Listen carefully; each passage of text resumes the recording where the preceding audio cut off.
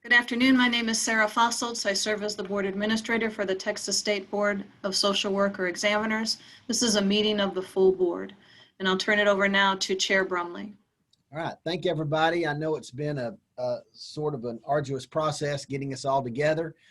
We were scheduled for December, and here we are in January. So hope everyone had a good holiday, and we're ready to get some things worked on today. I know y'all been working all morning, so I'd like to just take opportunity, since we do have at least one new member present, Asia, and let everybody introduce themselves, and then we'll go right into the meeting. So I'll start.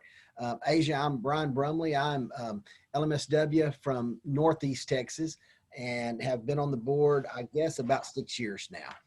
So Martha? I'm Martha Mosier. I'm in College Station, Texas. I've been on the board about the same time as Brian. Ben? Hi there, Asia. Name is Ben Morris. I got started on the board the same time Brian did, and I'm from down here at Cleveland. I think we're nearly neighbors.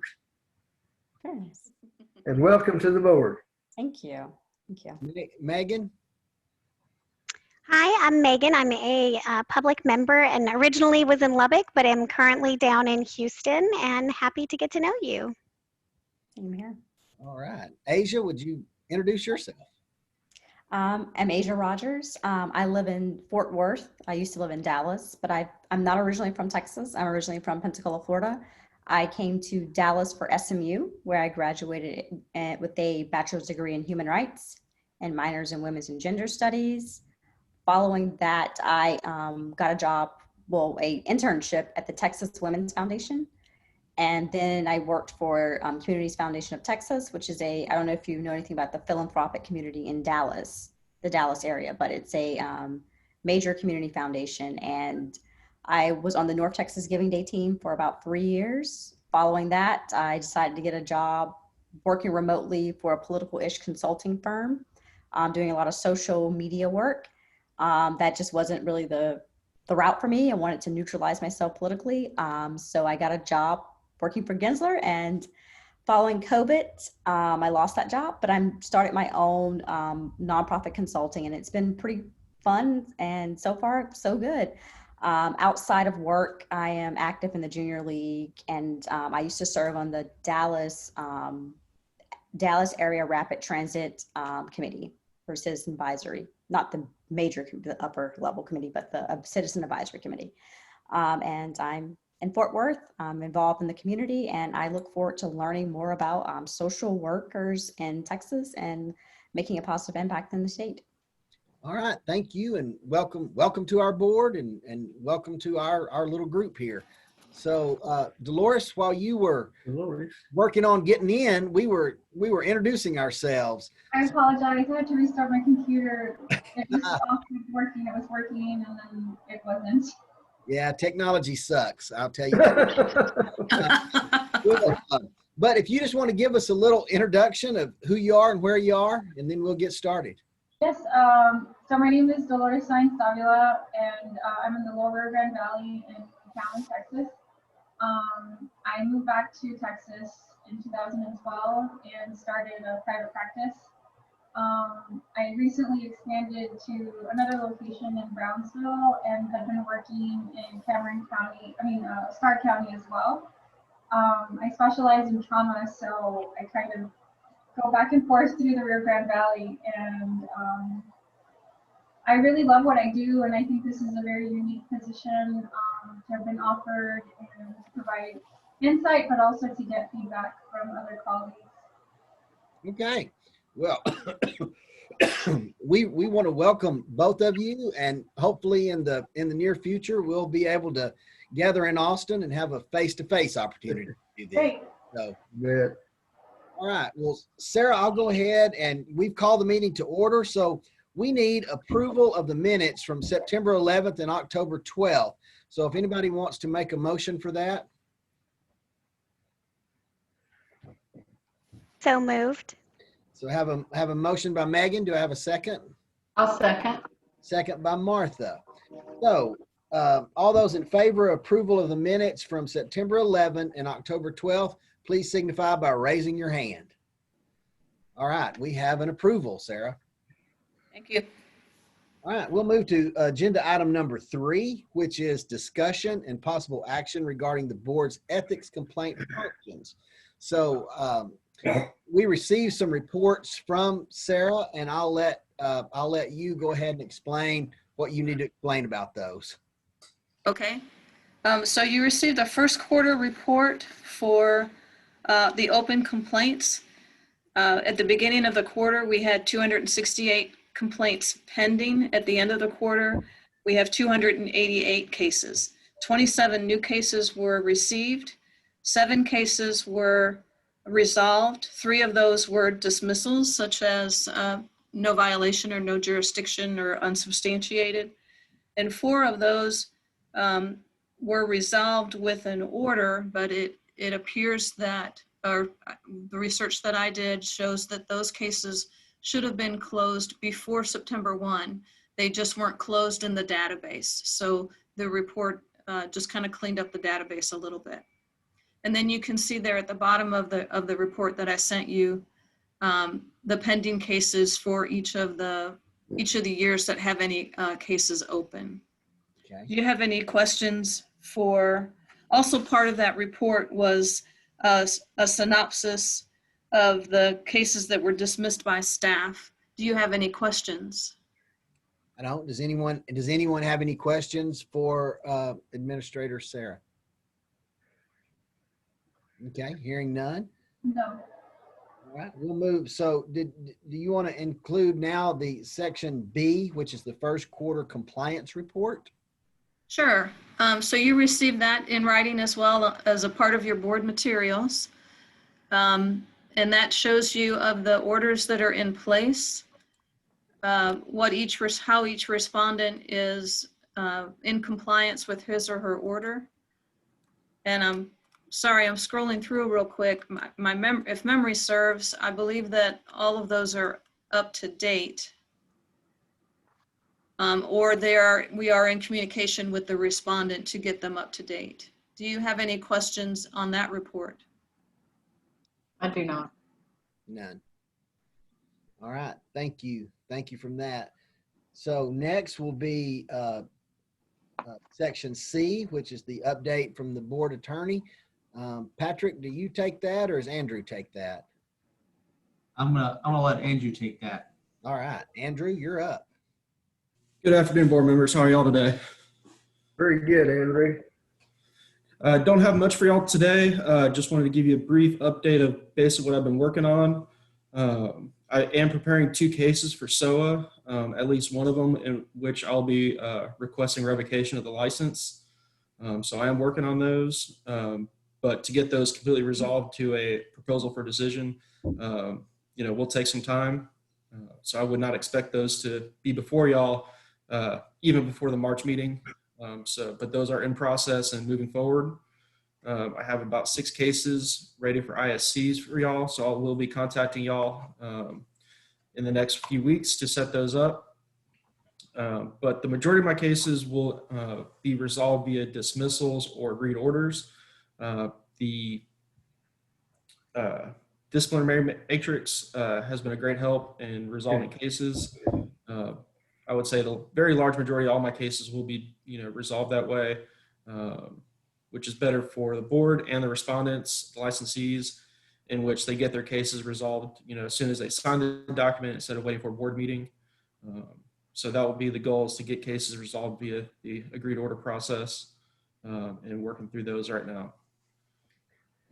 If y'all have any questions for me, I'd be happy to answer them. I don't have any. Okay. Dolores, Asia, what that was all about, just in a brief synopsis, I guess, was the board use, or the staff use a matrix, which y'all have been sent a copy of because it was in all that stuff that Sarah sent you. I can't tell you where it's at, but it's there. And what happens is, as reports come into, or reports of violations come into staff, they are able to take that and use the matrix that we've put together over the last, I guess, 3 to 4 years, and apply a sanction to that person.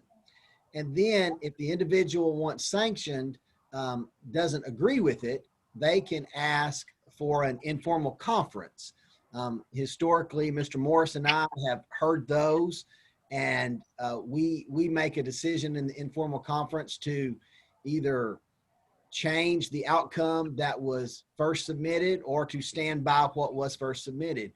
If that in its at the closure of that meeting, the respondent or the social worker out there in the public can accept what we say and they agree to an order which they will follow, or they can then move it up a notch. And that's what Andrew came in and was talking about SOA, and that's State Office of Administrative Hearing. And that's a court hearing. So we as the board are not necessarily a part of that, but the attorneys, they take that to the court hearing, and then that's sort of it. I don't think anything, SOA closes it. It's either you do what we said or they don't do what we said. So Is that only for revocation of a license? no, that can be for any violation of our code, and can come before the board and will move all the way up. So, it does tend to be the more egregious things that go towards SOA, but not always. Okay. So, and anytime y'all have any questions or want to know something, please feel free to ask. I know it's a lot and it's new, and we'll do the best we can to help y'all learn about this. So, all right. So that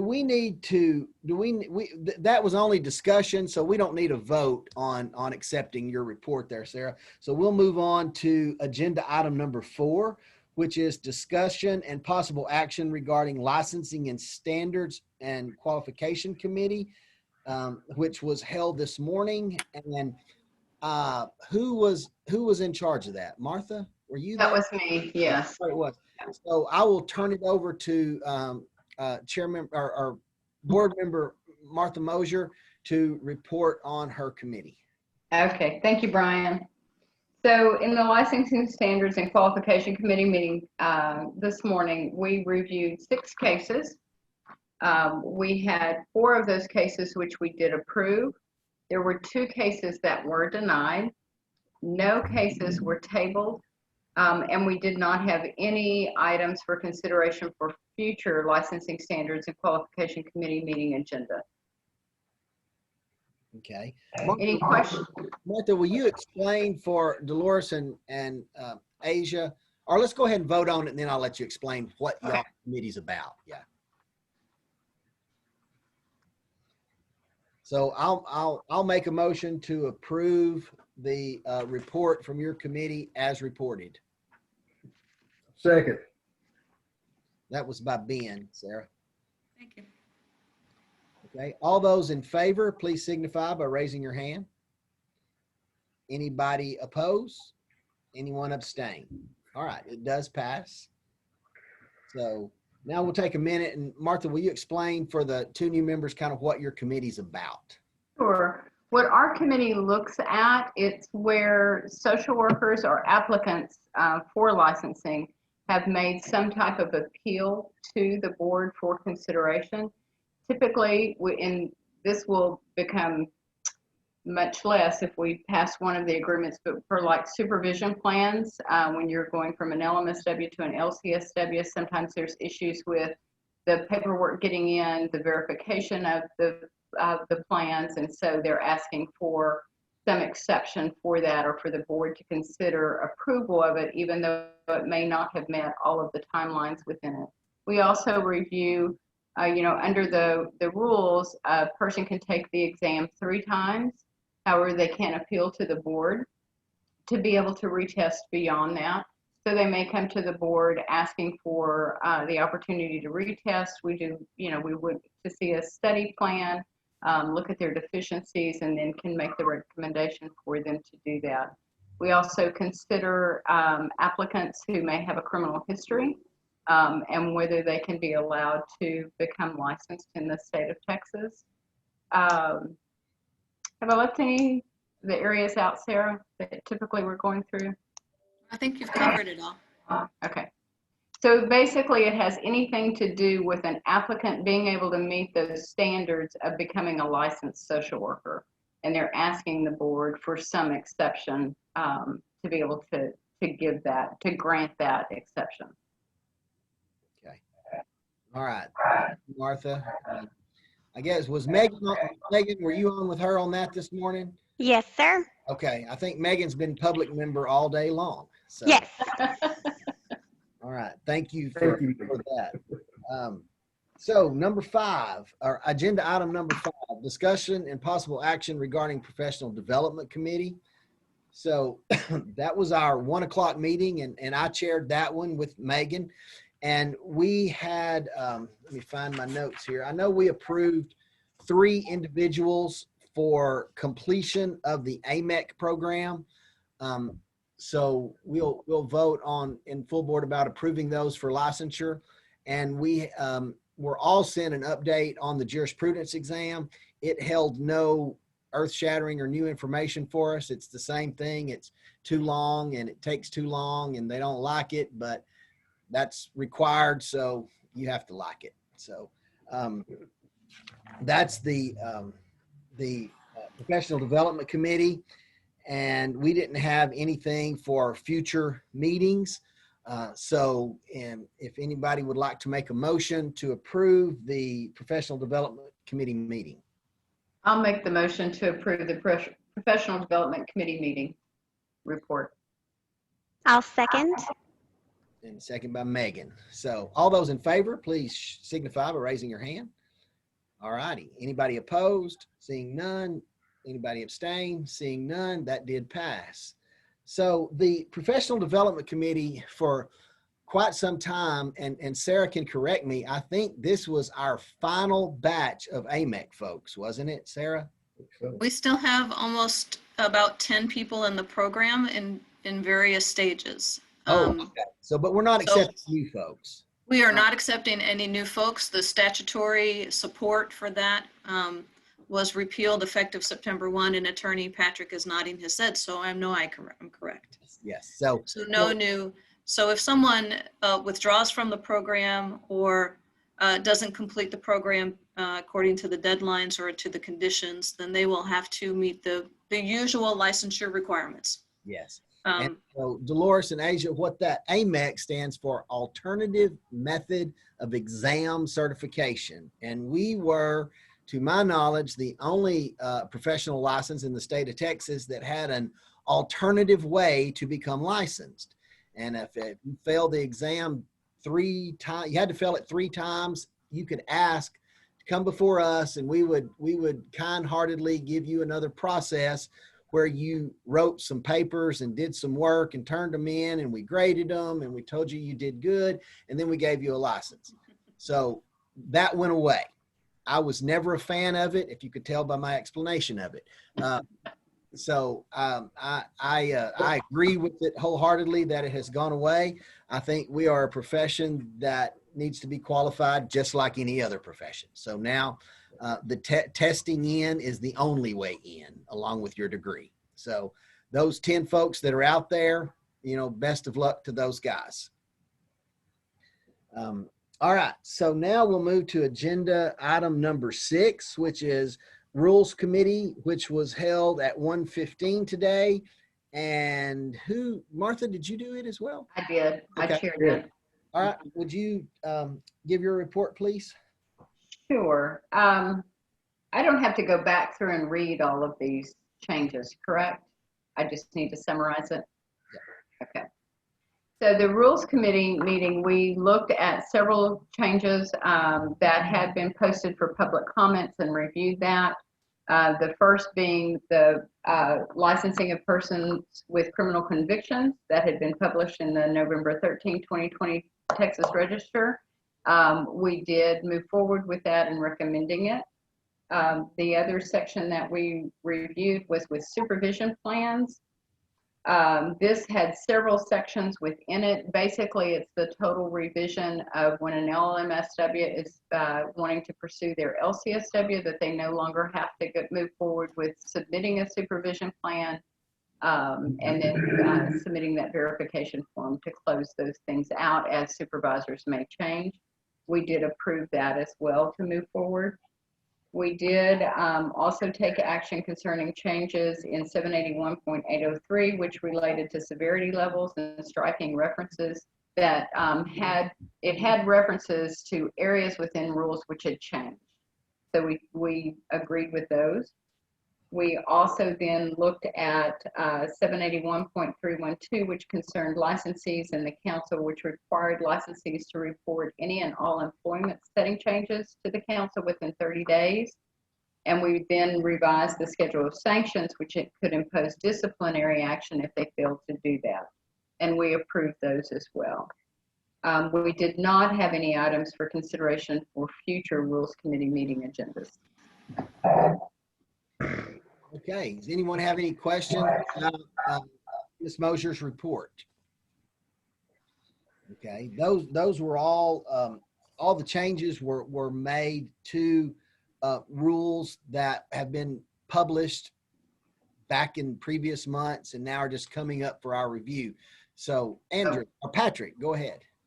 Yeah, I just wanted to point out most of those were published except for there's a couple, the last two bullet points or the ones for 803, 312 and 805. Those are proposed proposals. Those have not been published for adoption. So I just want to make that distinction for Okay. any future motions. The first set of bullet point will be recommended to the council for adoption, and the others will be recommending for proposal to making those changes. Okay, so the first set then, as Patrick has said, let's take them in two votes then. Let's do it that way. So we'll take the first set that the committee is sending to us, which are under the first bullet and the two not filled in ones right under that, as far as those are to be adopted and sent to the council for adoption. They're adopted by us and we send them up to the council. So I need a motion on that, please.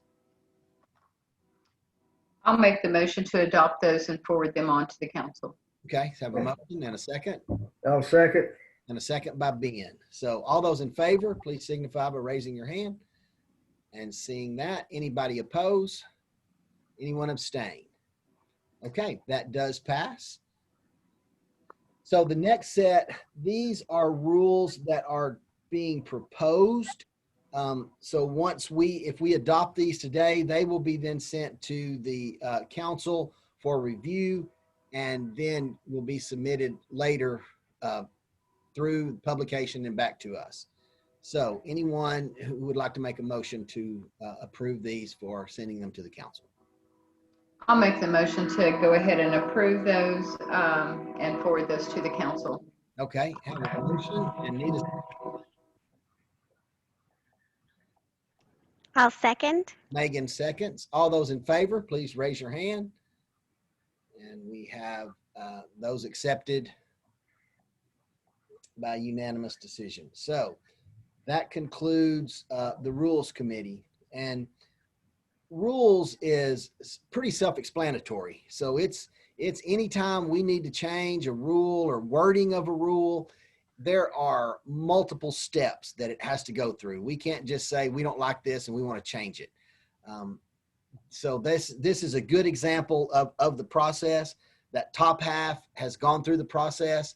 So, and I think there's even more steps, and Patrick can explain that. I think once the council adopts what we want them to adopt, it still has to be published again and then wait some number of days, 20 days. Did I hear that correctly earlier? 20 days from the date of submission to the Texas Register. So it's a little hard to predict from that, but soon. Yeah. So if in fact BHEC meets, you said January 12th, if they adopted them on the 12th and they got into the register by January 20th, if that's even possible, I have no idea, then it would be in the middle of February before they would even be written into our rules. That's a reasonable time frame for an effective date. Okay. So that's the process there. All right. So we will now go to discussion, agenda item number 7, discussion and possible action to elect a vice chair of the Texas Board of Social Work Examiners. So, Chair Brumley, yes, sir. I would like to nominate Martha Mosier, both for her leadership skills and her high intelligence. Okay. So, Martha, I have a motion for you to be vice chair. Is that something you would consider? I will consider it. I think Ben's recommendation may be a little off in terms of the high intelligence part, but. Yeah. So do we have a second to Ben's motion? I second. All right, we have a motion and a second. So there's a motion and a second for Martha Mosier to be the vice chair of the Texas State Board of Social Work Examiners. All those in favor, raise your hand. Anyone oppose? Abstain? It does pass. So congratulations, Martha.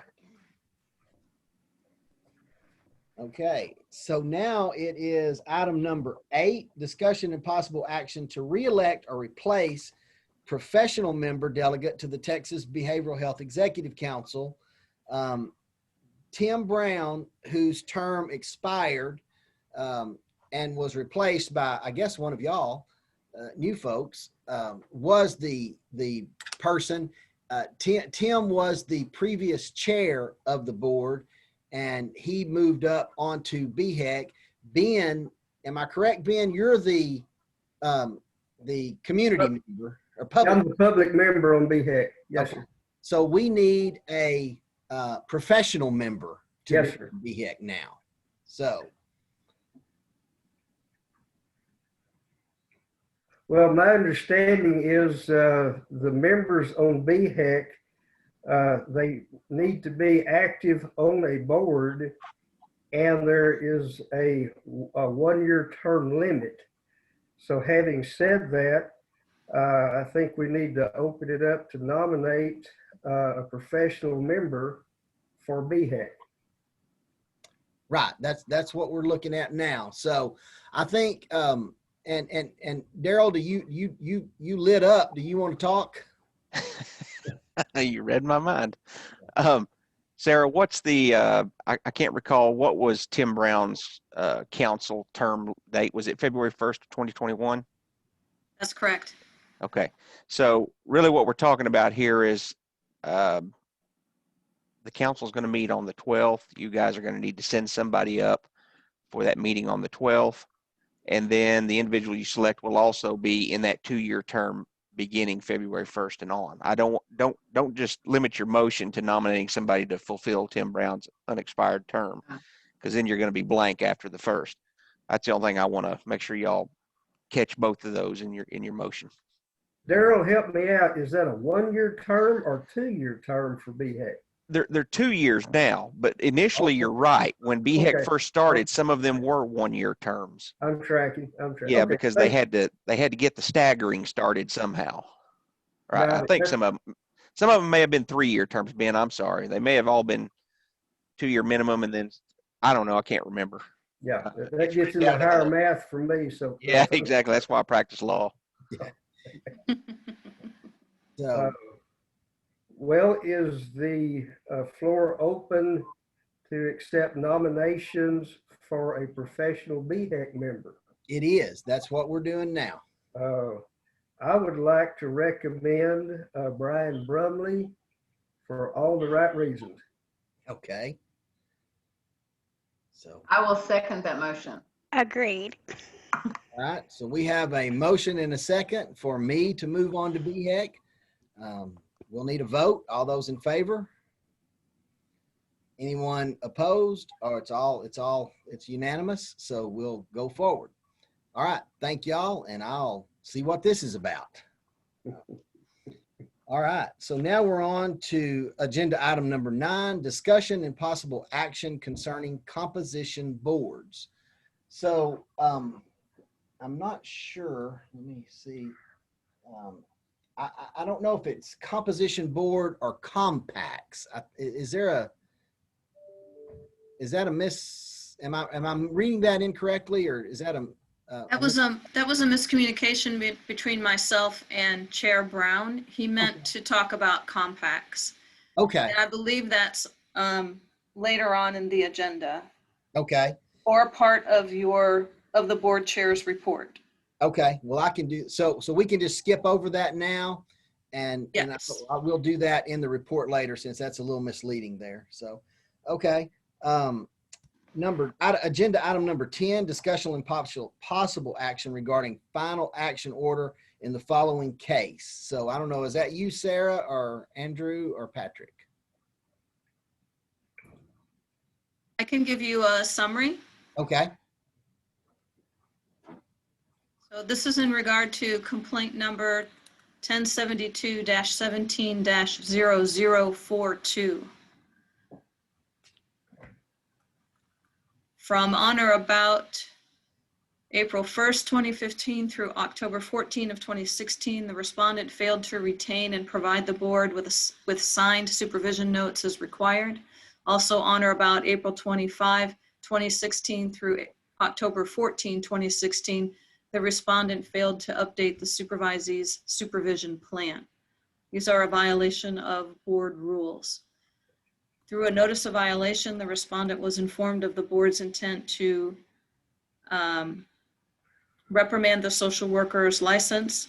The respondent did not accept the proposal and requested an informal conference. An informal conference was held, and at the informal conference, it was agreed that the respondent's license would be reprimanded. And the respondent signed the agreed order on April 19th of 2020, and it is for your consideration at this time. Do you have any questions? I don't have any. So Dolores and Asia, what the plain language there is, this person didn't do what they were supposed to in the beginning. That was found out, and there was a sanction or punishment set out. They didn't agree with it, so they had an informal conference. That conference changed it slightly, and what was the outcome, Sarah? They got They continued to ask for the reprimand. the reprimand. Okay, and that's what was awarded. Is that correct? Yes. Okay. So then now they will receive a notice of violation, an NOV, that says this is the final action, and they've accepted it and signed it. So now we have to agree to it. So we need a motion to accept agenda item number 10. I'll make the So, motion to brother, do we accept. need an individual vote on that? Say that again, Ben. Do we need an individual vote to accept that? I don't know what you mean by individual vote. Who's in agreement and who isn't? Oh, we will. We'll take a vote, and you vote yay, nay, or abstain. Yes. Thank you. Okay. So Martha has made a motion. We need a second. I'll second. Have a second by Megan. So all those in favor of accepting the final action in case 1072-17-0042 TB, please signify by raising your hand. Aye. So we have 4. We have 4. Anyone to vote against? Anyone abstain? We have 2 abstain. So motion passes. Okay. So that concludes the discussion items. We'll now move to agenda item 11, which is a report from the board chair. A lot of things there, challenges, accomplishments. I'd like to first start off by saying that I think it was yesterday that Sarah sent us the email about board member Beverly Jackson Loss having passed away. Beverly had served on the board. She came on when Martha and Ben and came on with us, and has served this entire time. I'd known Beverly prior to being on the board, and thought highly of her, and she did a lot of work for us on the board. I looked up her obituary, and her family didn't have any plans for a service, which is pretty common now with COVID. So there's just information, and it's easy to find. If you want to see it, you can just look up her name in Greenville, Texas, and you'll find her obituary. But we want to, I will send out something to her family, letting them know that we appreciate her work on our board. So having that, I guess there will be a process, and it's not happened since I've been here. We've had people leave the board, but we've never had anybody pass away. So I assume the process is the same. There will be someone appointed sometime in the future. We don't know when that will be.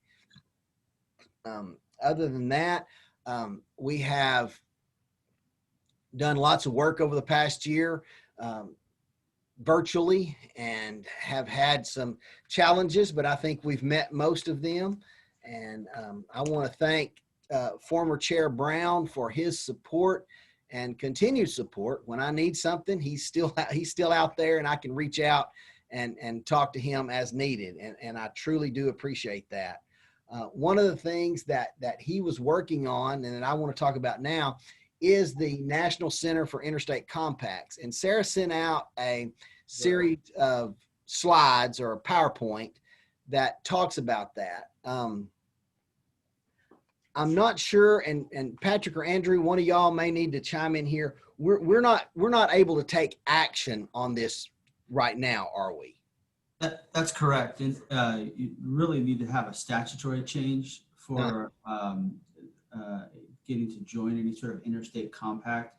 SIPAC with the Psychology Board was a statutory change, and so there was a whole subsection of Chapter 501 that was enacted in order for the state to join. And so so you're correct. There's nothing that the board could do at this point by vote and join it that would require legislative change. Yes. So Daryl, I see you popped in. You want to talk to us about that? I'll tell you where it would be handy to have probably have a formal vote. It's obviously non-binding, but it gives me some direction in case I'm asked by a legislator which way y'all want to go.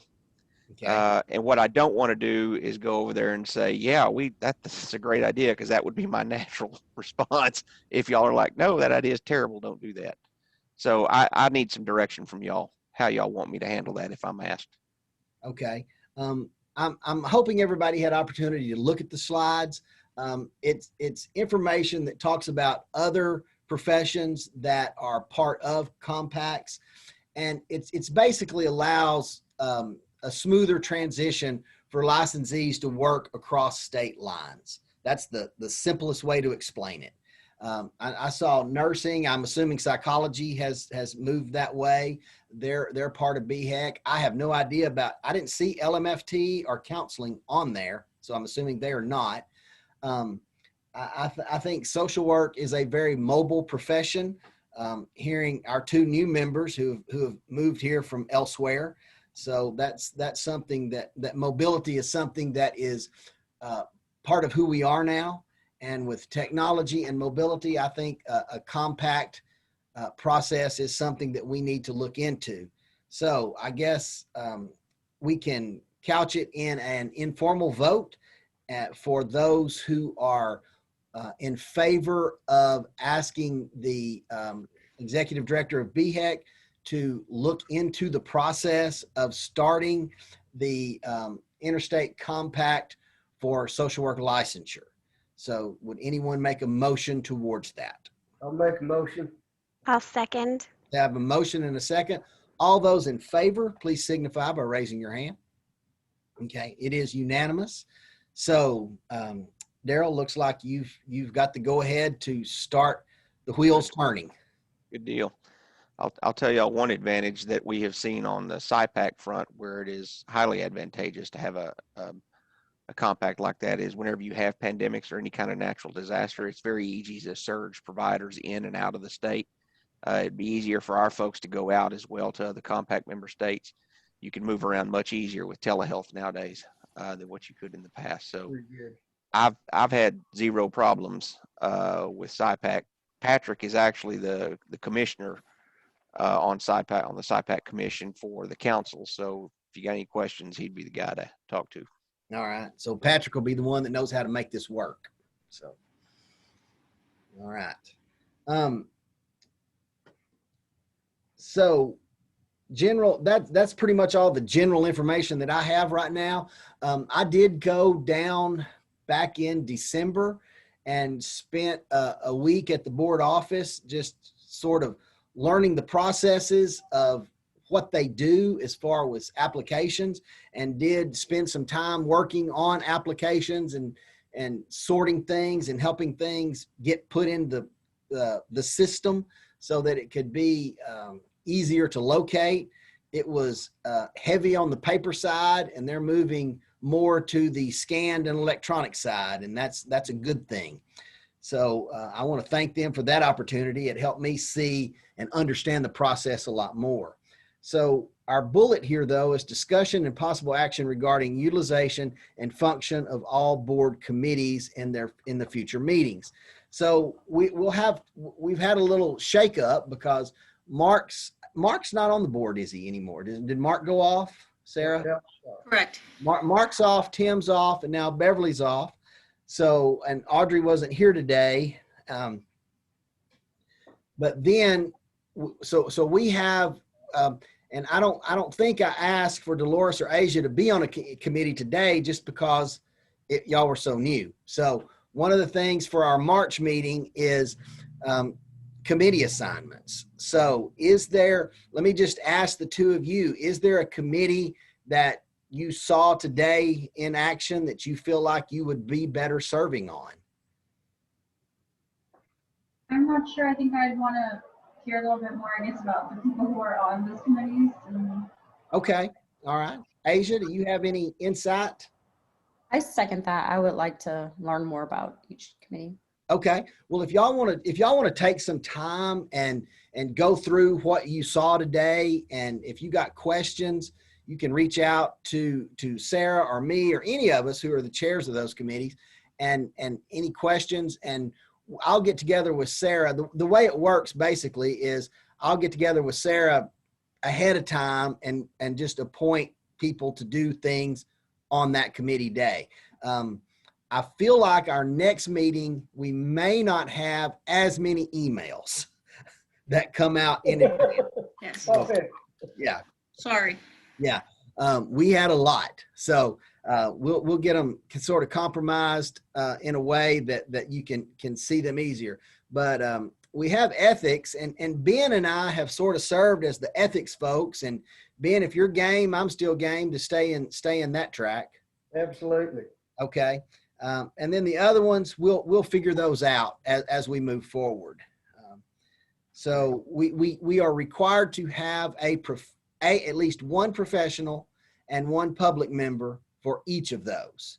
So that's sort of the makeup. It's okay to have 3 people on there, so we can do that as well. And typically that's what we've done. I know today Megan got tagged as public, and then Ben filled in at the last one. So thank y'all very much for doing that. So that concludes any reporting that I have. So board administrators, do y'all have anything to talk? Oh, Patrick has a input. Yeah, sorry, Chair. I just wanted to kind of step in on this particular agenda item, because one of the reasons why it was brought up was to kind of go through some of the different processes that BHEC staff is utilizing with all of the other boards, MFT, psychology, and also LPC.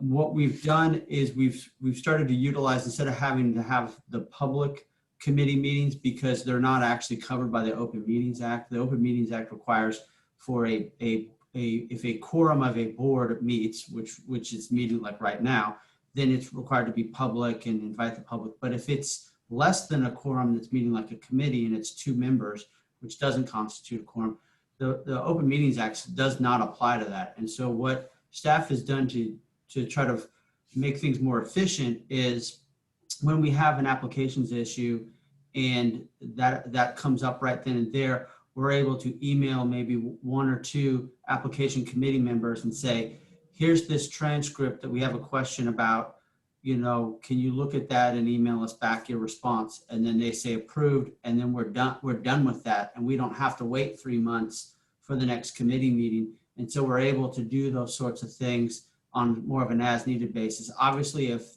committee members wanted to meet with that particular applicant and say, okay, you know, I have some questions. Something like a Zoom can be set up and they can meet with them individually, but they don't necessarily need to have that public meeting. And so what staff has started to do, and that even with the ethics, you know, we used to have ISCs and have them staggered with the board meetings. Now, and we've been utilizing this a lot with LPC, if we're reviewing complaints, and we'll reach out to the licensee and say, hey, we need to do an ISC.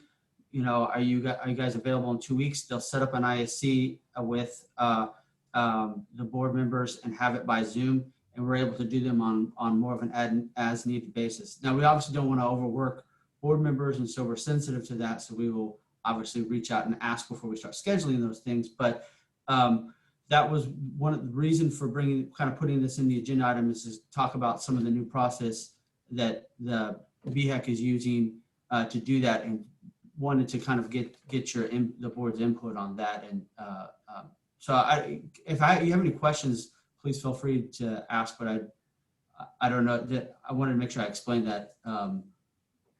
Okay. Yeah, I know Ben and I have done that process 2 or 3 times over the last few months with some quick meetings like that. And it works okay. There's not a problem with it. So I guess what we'll do is if before Dolores and Asia make their decision about what they would like to participate in, if you've got anything that comes up, Sarah can get a hold of me or Martha, and we'll figure out how to make it work. Okay. I guess you know, from sitting on the Licensing Standards and Qualification Committee, that's where we do get a lot of information to go through in preparation for those committees. It's a lot. I mean, what we are sent, it is sometimes hundreds of pages that are scanned in for us to review, and then to make a decision on where we feel and if we're going to make an exemption for something.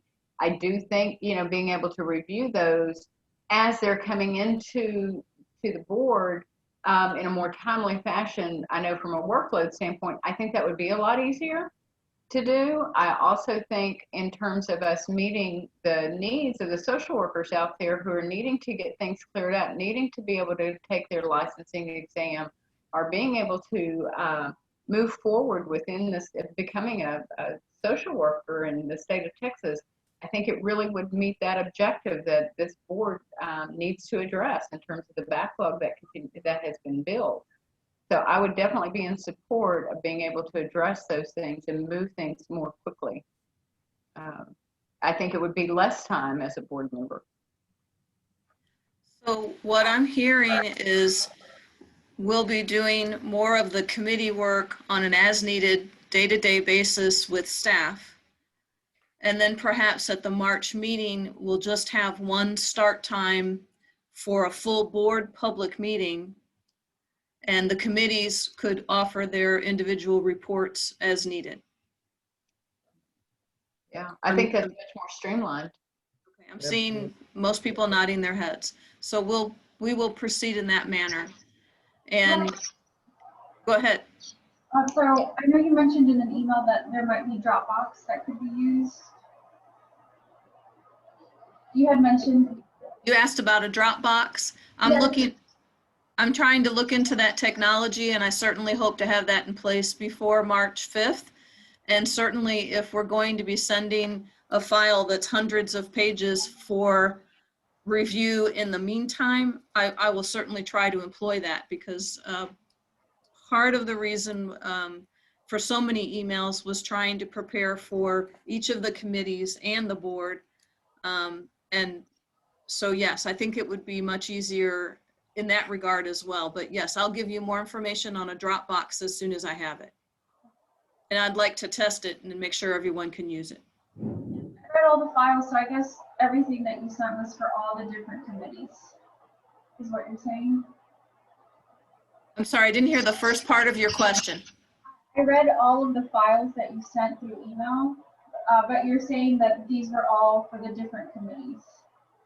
Yes, I sent you the materials for each of the committees, and as a board member, I wanted you to be informed of what all of the board was doing. as you're assigned a committee, you might be able to better manage time and resources by focusing on your committee first and then scanning the rest of the materials.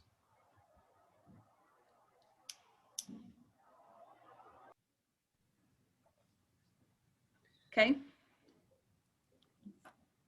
Okay. So I think that now completes agenda item number 11. And now we'll have agenda item number 12, report from board administrator. Thank you. So this is my first meeting with the board. I appreciate your patience throughout this process. I was assigned as board administrator on November 1st, well, beginning of November 1st. I had a little bit of time working with Alice Bradford, the former executive director / board administrator, and I'd like to thank her for all that she's done to help me out before she left and after she left, because I've been in contact with her for some, hey, where was this and how do we do that? So I appreciate your patience with me during this first go round. It's hard enough to do a transition, let alone to lose someone with Alice's experience. So I appreciate your patience with me. I can share with you the website's timeline status for social work. This is about where we are, and I will caution you, this does not include, this is only the initial, we got stuff in and we looked at it the first time and we sent out either the license because everything was okay, or we sent out an approval letter for a particular part of the process, or we sent out a deficiency notice. It's only that first pass at the review. If a deficiency notice was sent, then it's not captured in this chart. And so we're fielding a lot of calls of people who are dismayed that they don't have a license yet, and yet they sent their license in November. Well, if we sent them a deficiency notice, it's not reflected in this chart. It's not that we're not working it, it's just not in this chart. We have had significant challenges with the transition, with the pandemic before that, when we were attached to the previous agency, and we are still working on those issues. If you get emails or inquiries directed to you, you're welcome and encouraged to send them to me so I can look at the specifics and get the appropriate staff member to address it. And I again appreciate everyone's, for the attendees, I appreciate their patience out there and their persistence to keep asking the questions they need to ask. The best way to contact us is by the licensing email or the enforcement email or that kind of thing. Staff is monitoring those and we are responding as quickly as we can. Do you have a question, Ms. Rogers? Okay. I don't have any other specific things to address unless you have any questions of me regarding operations or any other processes. Okay. Sorry again, I have a question about the licensing verification. I got the email that said that we're no longer getting it in the mail, that we could go to the website to search for license verification, and I couldn't even find myself on there. So I'm not sure if it's being, I guess, revised. I can send you a step-by-step walkthrough of the process for license verification, if that helps. I've done it before because all my clinicians, I have to check their verification unless something has changed. Nothing's Okay. changed. And it's updated. It's a live update. So as staff make any changes in the system, it's updated on that publicly available system. Also, usually we would get them in the mail. Say again, ma'am. For renewals. Uh-huh. Usually they would send them out in the mail. You talking about the renewal reminder? Yes, I have not gotten one. Mine expires in February, and I had a colleague also expiring in February. She already got hers. So I was just curious what would be the best option to update. If you haven't gotten it, those should have already gone out. So there's an issue with the mail there then. Oh, okay. Have you, you want to make sure that your address is correct, because a lot of governmental mail is not forwarded. So a lot of people think it is, but it's not. A lot of our stuff does not get forwarded, especially if it has that return service requested on it. Okay. If it doesn't get there, I don't know what to tell you. Sometimes it just doesn't get there. I'll email the licensing. Yeah. Well, you being a board member, you get a little more direct access. So that's just one of the perks of Okay. getting selected for involuntary servitude. So you can reach out to Ms. Fassholz directly with any questions. Thank you. I do have a question, Sarah. Over the past several months, we have heard of the extensive backlog in terms of people being able to get their licenses approved, tests taking approved. Can you give us some idea where we're at with that? Has it improved? What is the situation at this point? I'm sorry, I don't have a specific handle on all of that. I've been fielding a number of inquiries and forwarding inquiries to licensing managers or to the director of operations. Daryl, do you have I'm do you trying have to a pull it up. sense of where Yeah, I'm we trying to are? pull it up right now because I've got that stuff ready for the council meeting. Let me see here. Can I request that be included in our board meetings, since that has been such a significant issue, that we have a report like that, Daryl? Yeah, you can. What I would ask is that you not request something separate and apart from what I have to prepare for the council, because I don't want to do double the work. Right. No, whatever is going to go to the council, I think this board ought to be aware of it as well. We can send that to you. That's not a problem. I tell you what, so that I'm not having to sit here with dead air, can I just send that to you later, Martha? Or I can have Sarah send that out to everybody. Yeah, that'll work. Okay, because it'll just take me a while to sort through all this stuff for the council meeting to find it. Okay. And we do understand that those challenges still exist. The work that they're doing there is making some dent in the backlog. We'll get this report and find out kind of what it looks like, and keep plugging through and moving forward with it. So, but like Sarah said, I know Martha has, and I know I get emails from people that search us out, and Dolores and Asia, y'all may start getting those. They'll find you and email you asking you for insight and input into why they don't have their license. And the best thing that I can do is assure them that I will forward it on down. So that's sort of my role in it. Martha, I've got one up on my screen right here. I'm going to share with you real quick, just to give y'all some idea of the progress we are making. I know it probably doesn't feel like it from the applicants who are affected, but we're making pretty good progress. We're chewing on this thing pretty good. Hang on just a second. Let me pull this up and I'll show you. Okay, what you're looking at now is a report that I had prepared for me. This is actually a report of all the social workers who have passed their exam and who are waiting on us to do something. In other words, they're basically licensure ready. It's just they were waiting on us to do something. The number of those in backlog is dropped from 241 to 65. So that's a big departure down. What I have got to figure out, and what I'm meeting with staff actually tomorrow on, is we're trying to develop a system to where we go back. How do we circle back to the people that have had a deficiency, and how do we go through the tens of thousands of emails that we have? And I'm not exaggerating. It's tens of thousands between what came over from HHSC and what we have here in-house at BHEC. It's incredible what we have to sort through in order to figure out, has Joe Blow submitted his his transcript or whatever. That takes a lot of time just because of the volume of junk we receive. So I'm going to try to figure out with staff a system of how to do that quickly or a little more efficiently.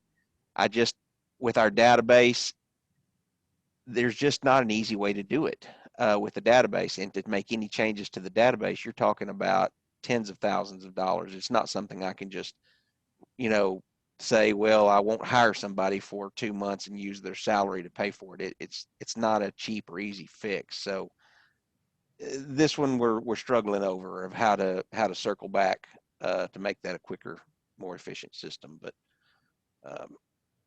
that gives you an idea, though. That report I had up there, that shows you we are making progress on it. I know from the people that are affected by it, it doesn't feel like it, but we are. Thank you, Daryl. That is significant improvement from October to December 23rd. Yeah. So thank you for the work for all of the staff that are putting the effort forward to do this, so that people can get licensed and can get jobs and be productive. And I'll tell you just an anecdotal observation between Tim Spear and I are the ones that get all the complaints from legislators, reps and senators whenever people call their state rep. I can tell you those have gone way down on the social work side as compared to the LPC, where we've still got a problem on the LPC side. But y'all's have dropped considerably. Now there's still a lot of people griping about those supervision plans, and candidly, I'm chomping at the bit to flush that problem. I will be tickled pink whenever we can get that thing out of our hair. So I'm hoping that resolves a lot of the constituent issues we get. All right. And Mr. Chair, I just want to say one other thing to the social workers that volunteered to come in. I just wanted to tell y'all how much staff appreciated the volunteers that we had coming in and doing the yeoman's work. Marcela Ramirez, she's our licensing division manager. Licensing division had nothing to say. For anybody that's listening that came in and volunteered, my staff had nothing but not kind words to say about you guys that came in. I mean, y'all came in, did the grunt work, and you didn't gripe and complain about it. I can't tell you how much we appreciate that. You guys definitely made a difference. So, thank you much for having a servant's heart. All right. Thank you, Daryl and Sarah, for that report out. So that concludes number 12 now, and we'll move to public comment. So I'll let Sarah do the hand raising thing. So if you are an attendee, Zoom has a feature to raise your hand. If you'd like to provide public comment, please raise your hand, and I will select you and allow you to unmute. Mr. Will Francis, do you have public comment? I do. Thank you so much. My name is Will Francis, and I'm the Executive Director of the National Association of Social Workers, Texas chapter. Just wanted to make a couple of different comments. One, to get back to something that Chair Brumley said around the Interstate Compact. NASW is actually in the application process right now with the National Center for Interstate Compacts about looking into something larger. That would be something that could be introduced at the state level, all the state levels into statute. I'm more than happy if y'all are interested at an upcoming meeting coming to present on that, what our application looks like, what some of the issues are, where ASWB is on it, CSWE, NASW. So if y'all are interested in that, I'm more than happy to come and just give you all a presentation on that. Mr. Spinks nodding his head. So again, please feel free to reach out. You all do have my contact information. I also just wanted to pass along the information. Tim Brown sent this to me earlier this morning, but Kathy Clancy, who was the very first chair of the Texas State Board of Social Worker Examiners, just passed away. And so I wanted to share that news with you all. Since again, she was there from the very beginning, and that is sad news. When it comes to the committees, I very much appreciate streamlining the process. I would just like to say, as a public member and as someone who is very appreciative that this work is not done behind closed doors, that having those committees meet and having people show up with the opportunity to speak and share their concerns and have the ability to interact directly with the board is important. As you all know, it's very hard for staff to respond to emails and phone calls. Most of the people who reach out to our association say that they get nothing, and I completely understand why, but that lack of a place to really feel that they're being heard is something that I think it's just a larger concern. So while I very much support streamlining work, if there's a way to maybe keep those in place as just a way for the public to continue to engage with this board, I would encourage that. And then lastly, I sort of have a question, which I'm, I guess, a little unsure on. It's great to see Sarah Fassholtz again. I remember back when you were the ED of the board, I was under the impression that Alice's role would be posted and filled. And maybe I'm wrong about that, but I just wanted to know if there could be an update on either the search for a new executive director, or if that position is going away and will essentially not be there anymore. If there's any plans to use that FTE within the board itself, or to support the work. And thanks again for letting me have the opportunity to speak.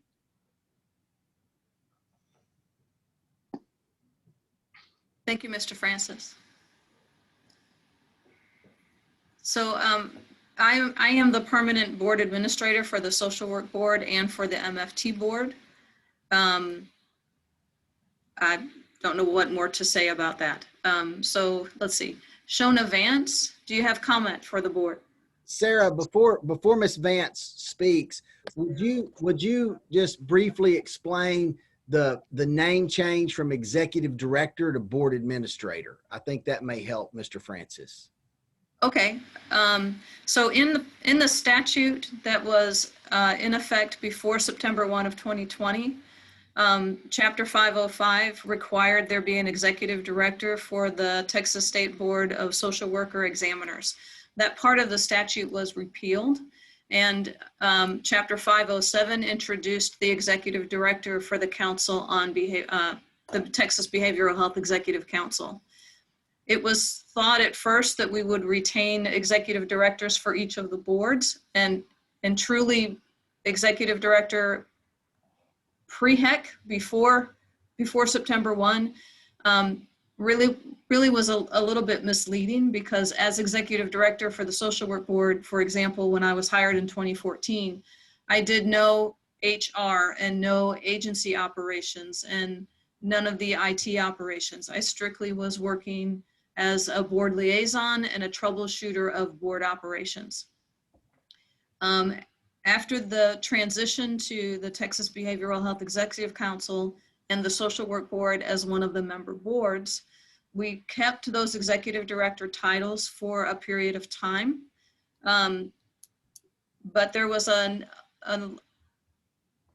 extensive outcry in the media and some blame placed on the previous executive director that her role did not cover in her role under the agency of the council. We actually, I might have been, I know I was one, but I might not have been the only one who asked for a title change to more accurately reflect my role in the council staff and for the board as board administrator rather than as executive director. So I think that clarifies that Daryl Spinks is the director of the council. He's the executive director of the council. He has certain authorities that are spelled out in statute and in rules. And as board administrator, I have certain role in my staff position, not so much in statute and rules. Does that help clarify? Thank you. You're welcome. And I'm sorry, Ms. Vance. I just wanted to stick that in there while it was fresh, but I think you're on point now. Thank you, Chair Bromley. My name is Shauna Alford Vance, and I am a LCSW in Longview, Texas, but I'm also a previous board member. I served on the board back when Kathy Clancy was the chair. And so I was saddened to hear the news that Kathy had passed away. What I want to say is that I am very proud of the evolution of the board and just all the work that I see you guys done. Since the pandemic, I've been on every social work examiner board meeting and BHEC meeting. And so I see all the work that is being done, and it makes me really proud to be a social worker in the state of Texas.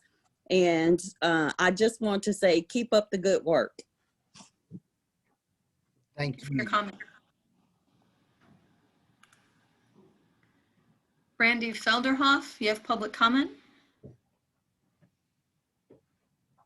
I do. Thank you for the opportunity. I just wanted to first say thank you again for all the work that you do as a board. I did have a couple of questions, and I don't know if they can necessarily be answered. I appreciate the update on the backlog that Daryl Spinks shared, although I felt like it wasn't as hopeful as what we'd heard in October. So at the October meeting, we'd heard that barring any holidays within 5 weeks, the backlog should have been gone if they were able to continue at the current rate.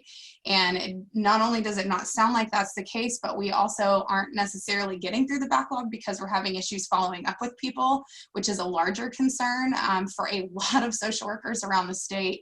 I was also really hoping to hear some kind of update in how we're responding to constituents and communicating with them. That was a significant area of conversation at the October meeting as well. And board member Ben Morris spoke to that issue quite extensively. And so I was hoping that we would hear that now that we're getting through the backlog more, that there would be an opportunity for us to respond more quickly to emails and phone calls from members as they come in.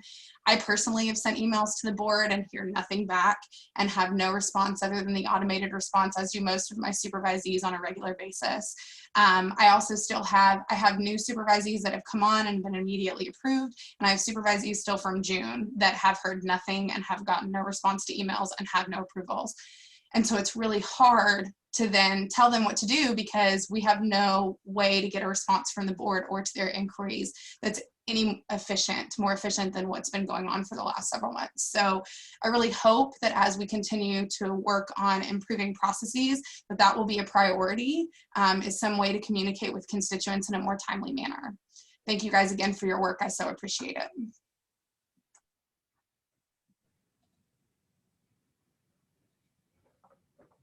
I see no other hands raised for public comment. So I believe that ends public comment. Okay, thank you. And thank you, Brandy, for updating us there. So that moves us on to the scheduling of our next meeting, which is going to be March the 5th. Is that right, Sarah? That's correct. Okay, so there will be information coming out on that. Does anybody have items for consideration for future committee and board meeting agendas? Seeing none, I would ask for a motion to adjourn. So moved. So we have a motion by Martha and a second by Megan. All those in favor signify by raising your hand. All right. Thank you all very much. I appreciate the support that I had in this being my very first meeting as chair. And we'll try to maybe polish up a little bit on this. It's kind of new. So thank you all very, very much. And we'll see you around. Congratulations. Thank you, Ben. Thank you so much. Congratulations, Martha.